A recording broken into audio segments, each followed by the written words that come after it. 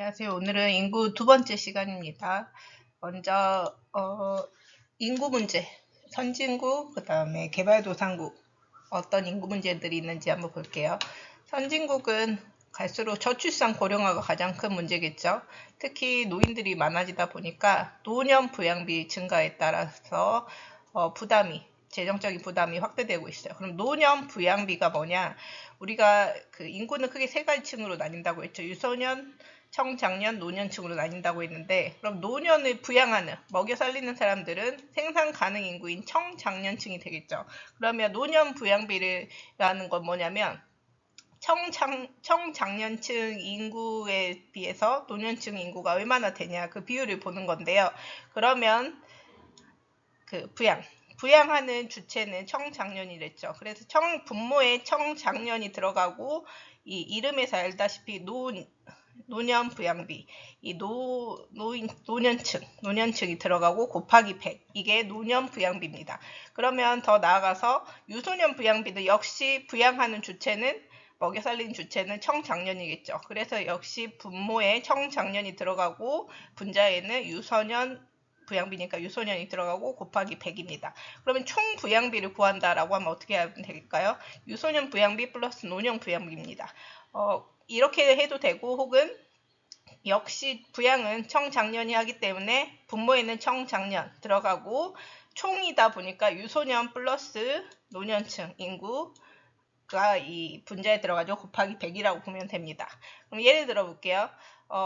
그 노년 부양비, 유소년 부양비를 비교해라 이런 문제들이 나올 수가 있어요. 근데 계산을 하라고 하면 당연히 계산을 해야겠지만 계산까지는 안 하고 그냥 비교하라 이 정도가 있다고 합시다. 그러면 만약에 노년 부양비라고 해볼게요. 노년 부양비.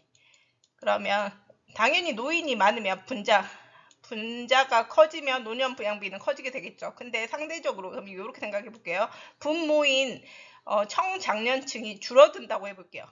분모인 청장년이 줄어들어요. 그러면은 이 전체값, 이 분수의 전체값은 커질까요? 작아질까요? 청장년층이 줄어든다. 분모가 적어진다. 그러면 전체값은 커진다라고 보면 돼요.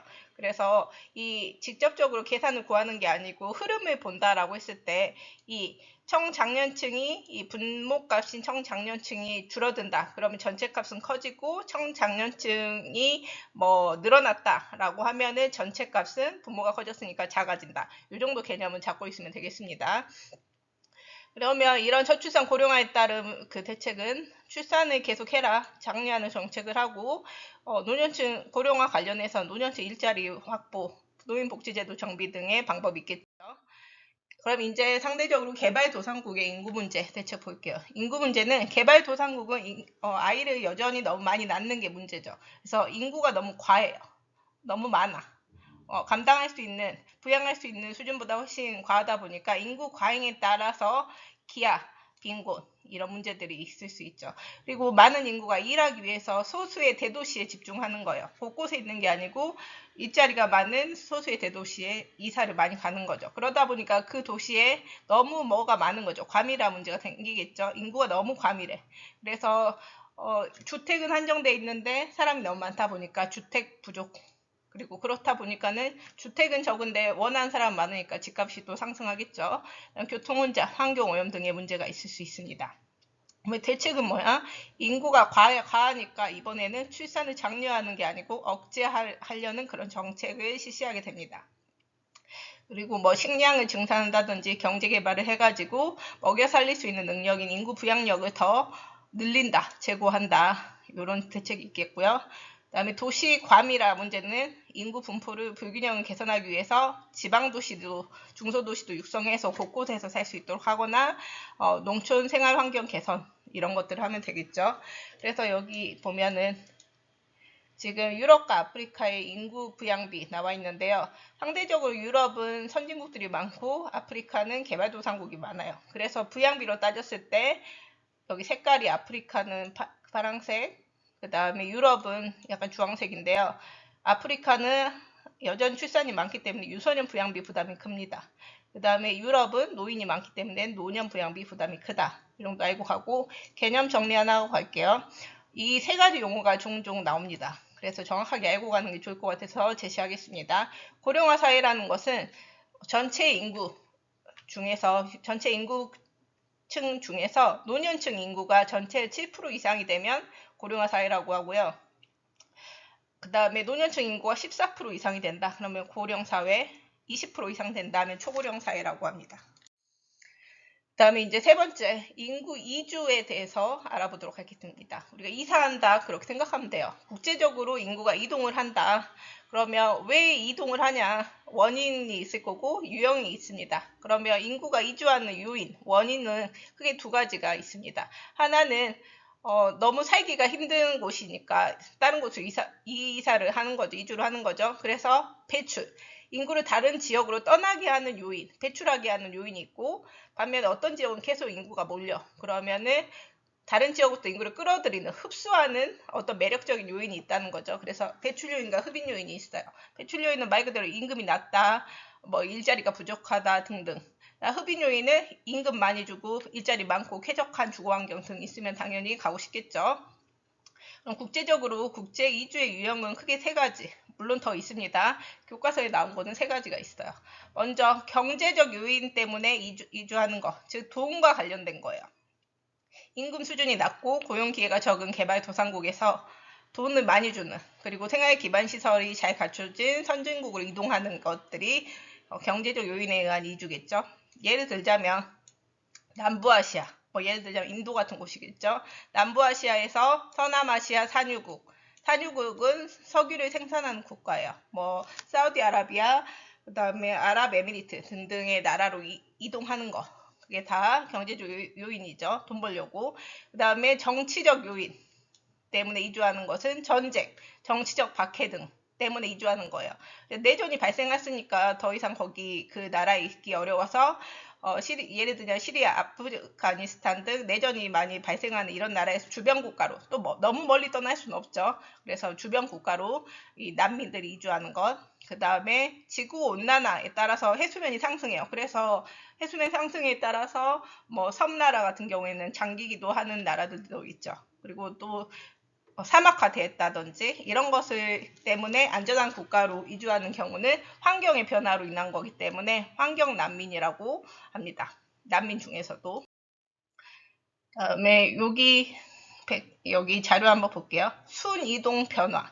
인구 순이동 개념을 한번 잡고 갈게요. 순이동은 뭐냐면 인구 유입, 들어오는 인구에서 나가는 인구를 뺀 값이에요.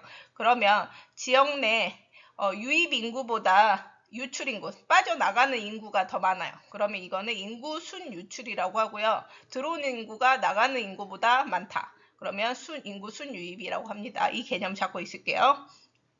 그러면 1950년 요 색깔, 2012년 요 색깔. 그러면 순유출이 나타나는 곳, 1950년대 순유출이 나타나는 지역은 지금 순유출이면 유입보다 유출이 많은 거죠. 그러면 0을 기준으로 마이너스권에 있는 것이에요. 그래서 1950년, 59년에는 유럽, 라틴 아메리카, 아프리카 등에서 더 많이 빠져나간 사람들이 더 많았다, 이쪽은. 반면에 그 당시에 1950년대 같은 경우에 순유입은 앵글로 아메리카, 그 다음에 앵글로 아메리카, 오세아니아, 아시아 등이 있었죠. 근데 지금 사례로 나온 곳은 2012년, 2021년에 또 변화가 생겼죠. 이 보라색으로. 한번 보면 알 것 같고, 아시아에는 2000년대 넘어와가지고 유출되는 사람들이 훨씬 많아졌죠. 다른 나라 가가지고 돈 벌어 오는 거예요.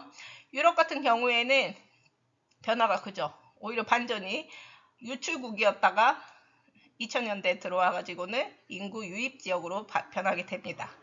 유입되는 원인은 다양하긴 한데요. 예를 들자면 여기 그 다음에 설명할게요.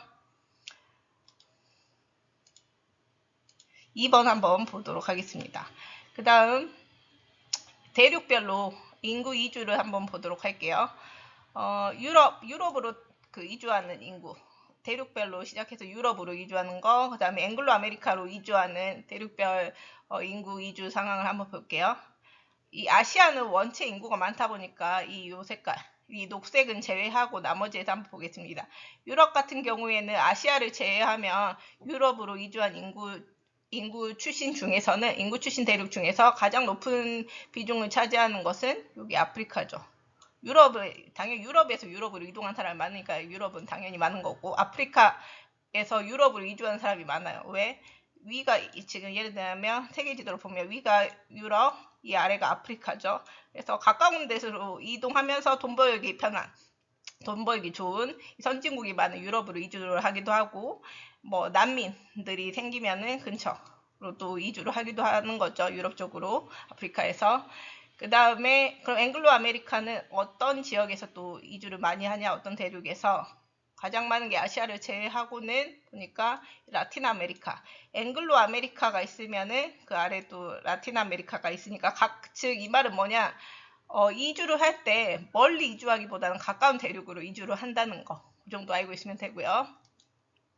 근데 지금 앵글로 아메리카, 라틴 아메리카 계속 나오는데 지난 시간에 나왔고 잘 모를 수 있을 것 같아서 한 번만 더 짚고 넘어갈게요.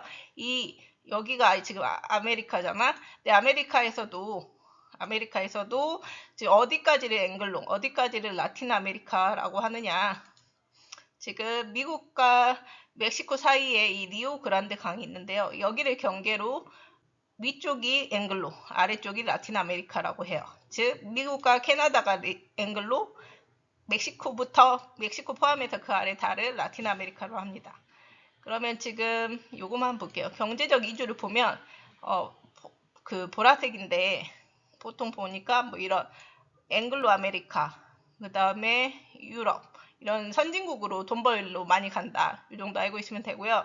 정치적 이주, 전쟁 등으로 이주하는 거를 정치적 이주라고 했었죠. 정치적 이주 같은 경우에는 전쟁, 내전이 많은 곳 주변에 더 많이 있겠죠. 그래서 아프리카 내전이 많다 보니까 이 주변, 본인 나라에서 내전이 일어나서 그럼 주변으로 정치적 이주를 많이 하기도 하고, 아프리카에서 근방인 유럽으로도 이주를 많이 하는 모습을 보이고 있죠.